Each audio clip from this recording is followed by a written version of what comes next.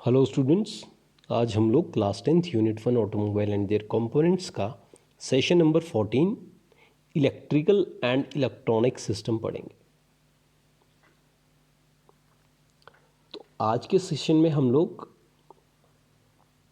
Basically जो various electrical and electronic system हैं और जो उनके कंपोनेंट्स हैं एक व्हीकल में, उनके बारे में पढ़ेंगे। In this level, we will learn the function of the components and the details about the lead acid battery। तो जो मेन इसमें हमारा टॉपिक होने वाला है वो लेड एसिड बैटरी भी है, जिसके बारे में हम डिटेल में इस चैप्टर में पढ़ेंगे।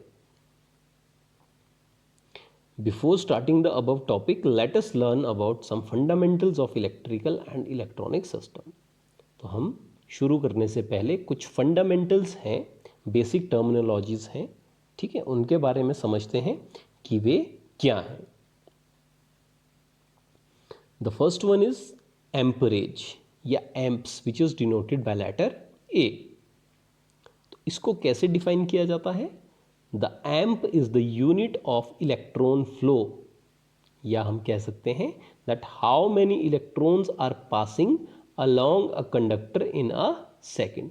एक कंडक्टर में एक सेकेंड में कितने इलेक्ट्रॉन्स फ्लो कर रहे हैं, that is known as amperage.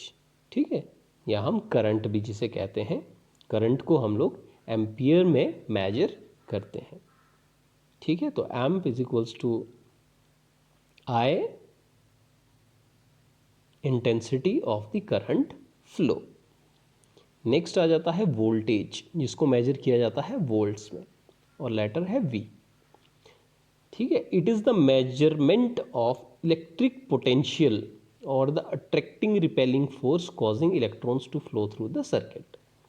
अब हमने जो अभी पढ़ा कि कितने इलेक्ट्रॉन्स मूव कर रहे हैं, वो इलेक्ट्रॉन्स मूव क्यों करते हैं? Due to the electric potential in a circuit. ठीक है, पोटेंशियल डिफरेंस की वजह से वो एक तरफ से दूसरी तरफ को मूव करते हैं। तो that measurement, the measurement of that electric potential difference is known as voltage. ठीक है, it is denoted by letter V, या EMF भी हम कहते हैं, इलेक्ट्रोमोटिव फोर्स। ठीक है, थर्ड है रेजिस्टेंस। अब जो कंडक्टर में वो इलेक्ट्रॉन्स फ्लो कर रहे हैं, उन्हें कितनी रेजिस्टेंस मिल रही है, कितना प्रतिरोध हो रहा है, कितनी मुश्किल आ रही है उन्हें उस कंडक्टर में फ्लो करने में, that is known as electrical resistance. And ohm is the unit of resistance. Resistance को मेजर किस में किया जाता है? इसका यूनिट है ओम। जो आप ये साइन भी देख रहे हैं, that is the sign of ohm. Okay, how hard a conductor resist the flow of electric current. कितना ज़्यादा कोई भी कंडक्टर किसी इलेक्ट्रिक करंट का फ्लो को रेजिस्ट करता है, उसको रोकता है, उसका प्रतिरोध करता है, that is known as resistance. इसको लेटर आर से डिनोट करते हैं, और इसका जो साइन है दैट इज ओम्स, जो आप देख रहे हैं। Okay, resistance two electron flow. अब बहुत ही जो इंपॉर्टेंट टॉपिक आ जाता है इसमें हमारा ओम्स लॉ। ठीक है, तो ओम्स लॉ क्या कहता है? That flow of current in a circuit, किसी भी सर्किट में जो फ्लो ऑफ करंट है, ठीक है, कितना करंट फ्लो करेगा, that is directly proportional to applied voltage. वो वोल्टेज के डायरेक्टली प्रोपोर्शनल होता है, and inversely proportional to resistance, और इन्वर्सली प्रोपोर्शनल होता है रेजिस्टेंस की। अब आपको पता है डायरेक्टली प्रोपोर्शनल मतलब if one thing will increase and other thing will also increase. लेकिन जब इन्वर्सली प्रोपोर्शनल है कोई चीज, that is if the that proportionate thing increases, the second thing will decrease. Inversely proportional का केस ऐसा होता है। Ohm's law is expressed in an equation, एक इक्वेशन के तौर पे, जैसा आप देख रहे हैं। ठीक है, तो you will find I is equals to E upon R. ठीक है, E से हम वोल्टेज को डिनोट कर रहे हैं, therefore voltage will be equals to I multiply by R, current multiply by resistance, amps multiply by resistance. So this is the Ohm's law. Again, what does the Ohm's law states?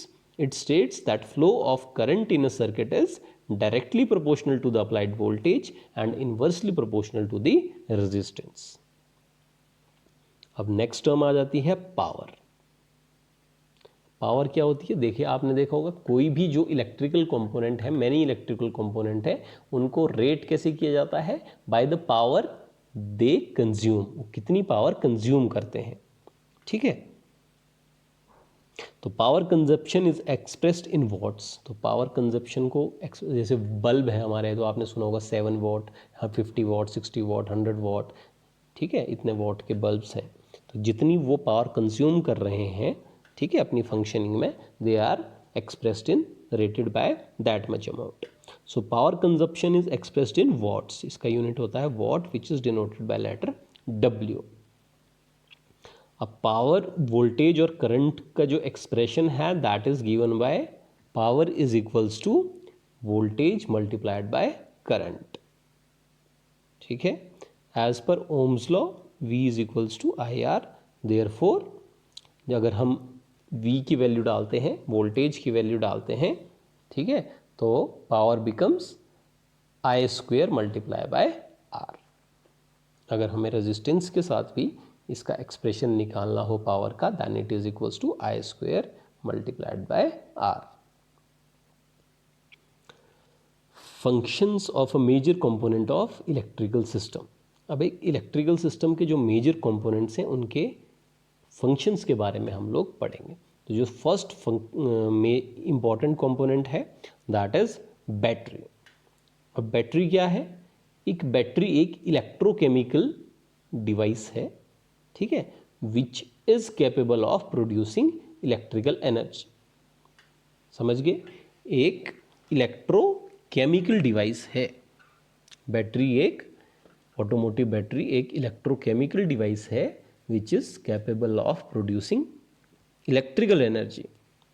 तो ये बहुत सारे functions होते हैं battery के, वो क्या है, it operates the starting motor, ये स्टार्टिंग मोटर को ऑपरेट करती है, ठीक है, जो हमारे इग्निशन सिस्टम को ऑपरेट करती है। इलेक्ट्रॉनिक फ्यूल इंजेक्शन, जहाँ भी इलेक्ट्रॉनिक फ्यूल इंजेक्शन है, जो पंप एटसेट्रा हैं हमारे, उसको ऑपरेट करने में बैटरी का हेल्प होता है। And other electrical devices for the engine during cranking and starting. It supplies all the electrical power for the vehicle accessories when the engine is not running or when the vehicle charging system is not working। तो जब भी vehicle के जो भी electrical devices हैं, सबको जो electrical power है वो बैटरी से ही मिलता है, जब इंजन ना चल रहा हो या चार्जिंग सर्किट काम ना कर रहा हो। It act as stabiliser of voltage for the entire automotive electrical system, ये एज अ स्टेबलाइजर भी काम करती है जो आपकी बैटरी है। And also it stores energy for extended period of time, और इसमें energy extended period of time के लिए भी स्टोर रहती है। So these are the various important functions of an automotive battery. Next जो इंपॉर्टेंट कंपोनेंट है that is starting motor, cranking motor, ठीक है। हमारा जो व्हीकल स्टार्ट हो रहा है that is due to cranking motor. Cranking motor ही है जो फ्लाईव्हील को फर्स्ट टाइम रोटेट करती है। The function of starting motor is to start the engine by drawing current from the battery। तो जो बैटरी से हम सेल्फ देते हैं तो हम करंट ड्रॉ होता है आपके स्टार्टिंग मोटर में, और ये इंजन को फिर स्टार्ट करती है। While cranking the engine with the help of a starting motor, it draws around 250 amps of current from the battery for a few seconds। तो जब भी हम क्रैंकिंग करते हैं इंजन की स्टार्टिंग मोटर की हेल्प से, तो ये बैटरी से अराउंड 250 एम्प्स के अराउंड करंट को लेता है 4 से 5 सेकेंड्स के लिए। नेक्स्ट आ गया जी इंपॉर्टेंट कंपोनेंट अल्टरनेटर, ठीक है। अब अल्टरनेटर का फंक्शन क्या है एक व्हीकल में, it produces alternating current when the engine is running, ठीक है। तो अल्टरनेटर क्या है हमारा, ये जुड़ा होता है, ठीक है। It is run by the we belt connected with the engine crankshaft pulley. Engine की क्रैंकशाफ्ट पुली के साथ से इसमें बेल्ट लगी होती है और ये मूव करता है and it produces AC current, ठीक है, जब भी इंजन चल रहा हो। It also convert the AC current into DC with the help of rectifier fitted along with it. अब इसके साथ ही रेक्टिफायर भी लगा होता है जो कि उस एसी करंट को डीसी करंट में ठीक है, अल्टरनेट करंट को डायरेक्ट करंट में कन्वर्ट करता है। It is the source of electricity in automobile when the engine is running. जब भी इंजन रन कर रहा है उस समय पावर कहाँ से मिलती है इलेक्ट्रिकल कंपोनेंट्स को? आपके अल्टरनेटर से, जो डीसी में कन्वर्ट जब एक बार हो जाती है। When the engine is running, the alternator charges the battery by supplying the current to the battery through the charging circuit. Alternator का ही काम क्या है, जब इंजन चल रहा है उस समय ये बैटरी को रिचार्ज करता है, क्योंकि जब हमने क्रैंकिंग की उस समय करंट ड्रॉ हुआ और बैटरी काफ़ी हद तक डिस्चार्ज हो जाती है। तो बैटरी को चार्ज करने का काम भी थ्रू द चार्जिंग सर्किट वो किसका है?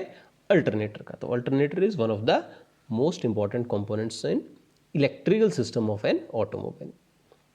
नेक्स्ट है कट आउट यूनिट। अब ये कट आउट यूनिट भी कहाँ लगा होता है? जो ऑटोमोबाइल का चार्जिंग सर्किट है, मींस बैटरी और अल्टरनेटर के बीच में। ठीक है, it is a safety device for the battery. ये बैटरी का सेफ्टी डिवाइस है। when the alternator voltage is more than the battery voltage, it helps to flow the current from alternator to battery. जब तो alternator current battery current से ज़्यादा है उस समय it will help to the current to flow from alternator to battery. But when the alternator voltage is less, जब alternator की voltage कम हो जाएगी उस समय पे ये क्या है, सर्किट को कट आउट कर देगा ताकि बैटरी से करंट अल्टरनेटर के लिए वापस ड्रॉ ना हो। So it avoid to flow the current from battery to the alternator by cutting out the contact breaker points. उस समय ये कॉन्टैक्ट ब्रेकर पॉइंट्स को कट आउट कर देता है ताकि करंट रिवर्स फ्लो में ना मूव करे और हमारी बैटरी डिस्चार्ज ना हो। Voltage and current regulator. The function of voltage regulator is to regulate the voltage in the circuit, and the function of current regulator is to regulate the current flow in the circuit as per demand of various electrical and electronic components. तो इनका काम क्या है, जैसी भी किसी electronic component की demand है रिगार्डिंग वोल्टेज एंड करंट, उस हिसाब से ये वोल्टेज एंड करंट को रेगुलेट करते हैं। नेक्स्ट है इग्निशन कॉइल। तो इग्निशन कॉइल है, ये इग्निशन सिस्टम में फिट होती है।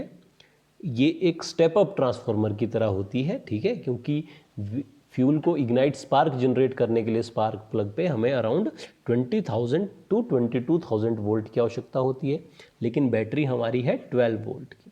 तो उस 12 वोल्ट जो करंट है, ठीक है, जो हमारा 12 वोल्ट है उसको ये 22,000 वोल्ट्स में कन्वर्ट करती है। तो that is the function of ignition coil, so that spark plug पे स्पार्क जनरेट हो।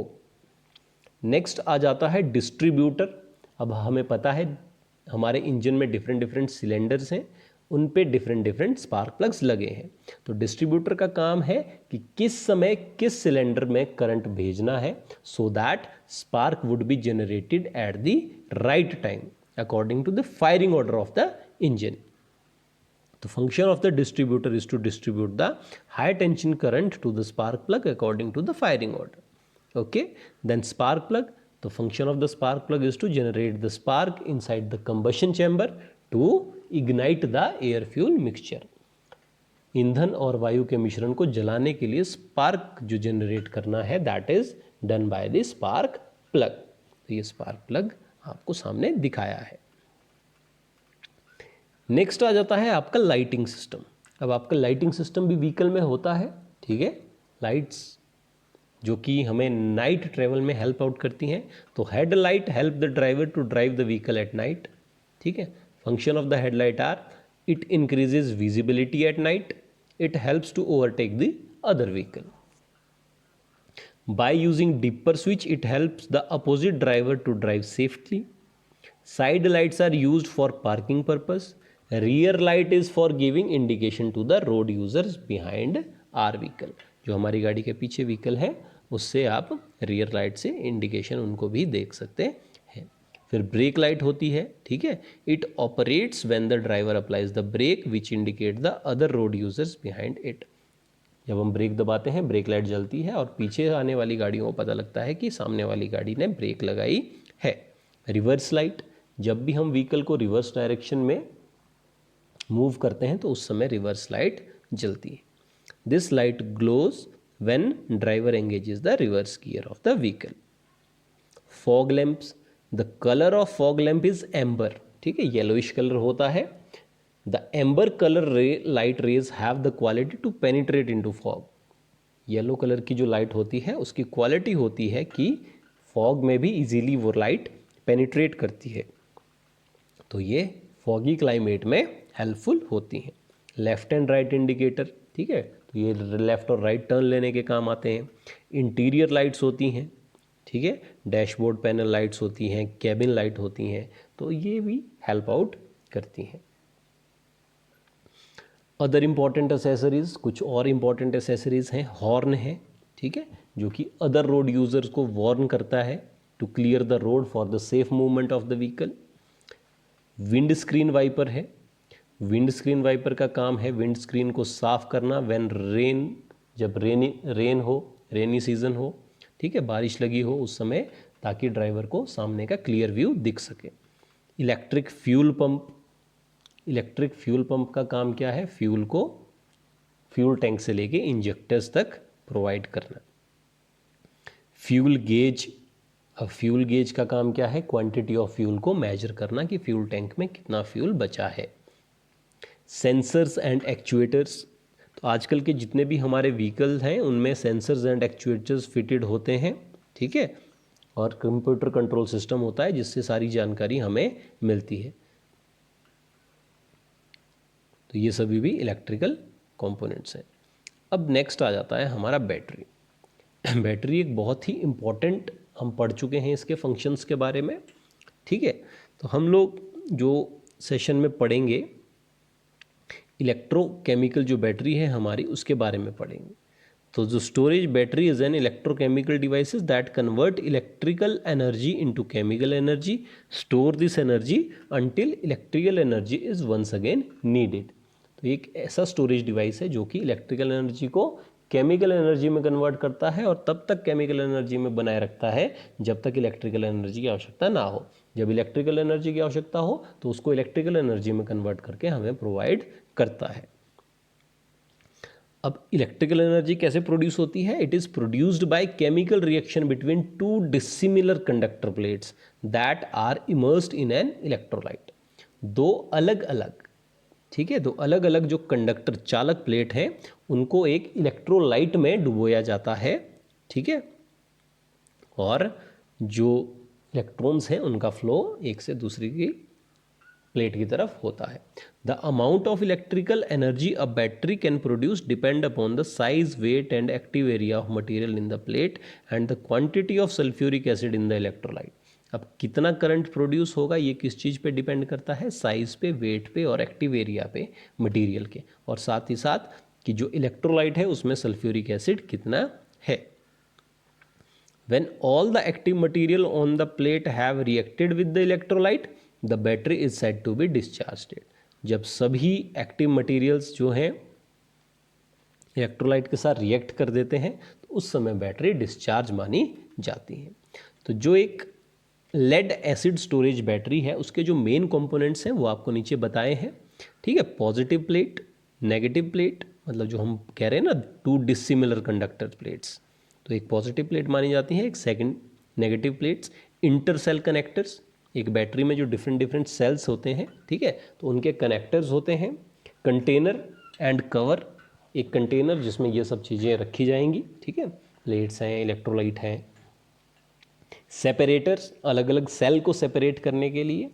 टर्मिनल्स, जहाँ से हम जो हमारी करंट है उसको बाद में ड्रॉ करेंगे जब हमारी रिक्वायरमेंट होगी उसके लिए, टर्मिनल्स। एंड इलेक्ट्रोलाइट, तो आप देख सकते हैं ये आपको डायग्राम से दिखाया हुआ है, ठीक है। पॉजिटिव प्लेट्स, नेगेटिव प्लेट्स, ठीक है। सेपरेटर्स आपको बताए हैं, कंटेनर जिसमें होती हैं, ठीक है, तो इसमें आप देख सकते हैं अंदर अलग अलग सेल के लिए स्पेस है। तो डिफरेंट डिफरेंट सेल्स जब मिले, 2 और मोर देन 2 सेल्स जब मिलते हैं then it becomes a battery. A lead acid battery contain 6 cells 2 volt each. तो जनरली जो एक लेड एसिड बैटरी होती है उसके अंदर 6 सेल्स होते हैं और हर सेल की जो कैपेसिटी है वो कितनी होती है 2 वोल्ट, तो it becomes 12 volt battery. Okay, तो cathode linked plates with grids filled with lead oxide PbO2, ठीक है। तो एक जो हमारी कैथोड होती है that is lead oxide plate, ठीक है। जो नेक्स्ट है वो होती है lead, pure lead, okay, anode की जो हमारी प्लेट है और बीच में प्लेट सेपरेटर। तो ये एक डिज़ाइन है, ठीक है, एक बैटरी का। अब बैटरी ऑपरेशन, एक बैटरी ऑपरेट कैसे करती है, ठीक है। When a battery is being discharged, जब एक बैटरी डिस्चार्ज हो रही है मतलब उससे जो करंट है वो ड्रॉ किया जा रहा है किसी कंपोनेंट के द्वारा, तो current flows from the negative pole to the positive pole. उस समय जो करंट है नेगेटिव से पॉजिटिव की तरफ चलेगा। क्यों? क्योंकि नेगेटिव पे ज़्यादा इलेक्ट्रॉन्स हैं, पॉजिटिव पे कम इलेक्ट्रॉन्स हैं। नेगेटिव पे नेगेटिव चार्ज है, पॉजिटिव पे पॉजिटिव है, तो electrons will move from negative to positive terminals. Hydrogen ion of electrolyte, ठीक है, डाइल्यूटेड H2SO4, जो हमारा इलेक्ट्रोलाइट होता है डाइल्यूटेड H2SO4, इसमें हाइड्रोजन आयन है एंड सल्फेट आयन है, ठीक है, hydrogen ion and sulphate ion. तो जो हाइड्रोजन आयन है इलेक्ट्रोलाइट के, they move to the positive plate and combine with the oxygen to form water. वो पॉजिटिव प्लेट की तरफ जाएंगे और ऑक्सीजन के साथ, जो PbO2 था लेड ऑक्साइड, उसकी ऑक्सीजन के साथ रिएक्ट करके वाटर बनाएंगे। Sulphate ion combine with the lead to form lead sulphate, और जो सल्फेट आयन है वो लेड के साथ रिएक्ट करेंगे and they will make lead sulphate. When the battery is fully discharged, the specific gravity of electrolyte reaches to 1.16। तो जब भी पूरी बैटरी डिस्चार्ज हो जाएगी तो जो स्पेसिफिक ग्रेविटी है आपके इलेक्ट्रोलाइट की वो 1.16 वैल्यू तक पहुंच जाती है। When the battery is being charged, उसके बाद जब बैटरी चार्ज होती है, ठीक है, पहले केस में बैटरी डिस्चार्ज हो रही थी, यूज हो रही थी, उस समय नेगेटिव से पॉजिटिव टर्मिनल की, current flows from the positive pole to the negative pole. अब बैटरी को हम चार्ज कर रहे हैं किसी आउटर हेल्प से, तो उस समय क्या करते हैं हम, पॉजिटिव से नेगेटिव टर्मिनल्स की तरफ जो करंट को है वो फ्लो करवाते हैं।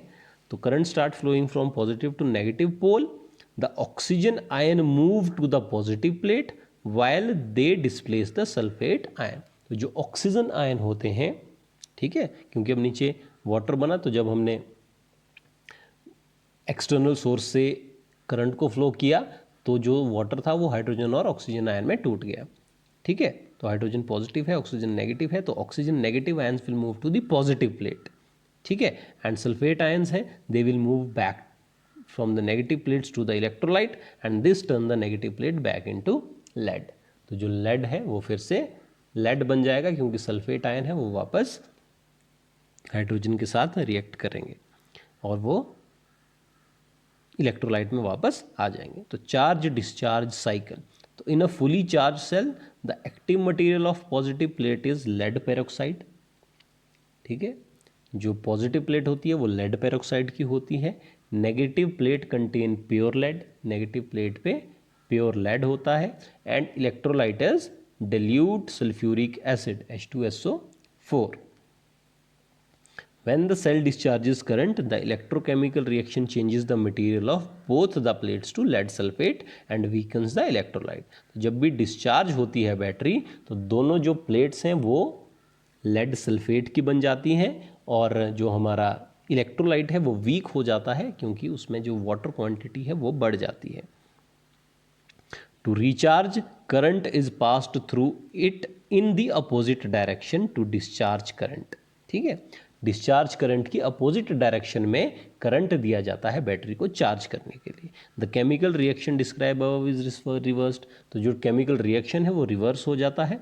Positive and negative plate being reconverted into lead peroxide and lead, जो पॉजिटिव और नेगेटिव प्लेट है वो दोबारा से लेड पेरोक्साइड और लेड में चेंज हो जाती है और जो इलेक्ट्रोलाइट है वो अपनी स्ट्रेंथ दोबारा से रीगेन करता है क्योंकि जो उसमें सल्फ्यूरिक एसिड की मात्रा है वो बढ़ जाती है।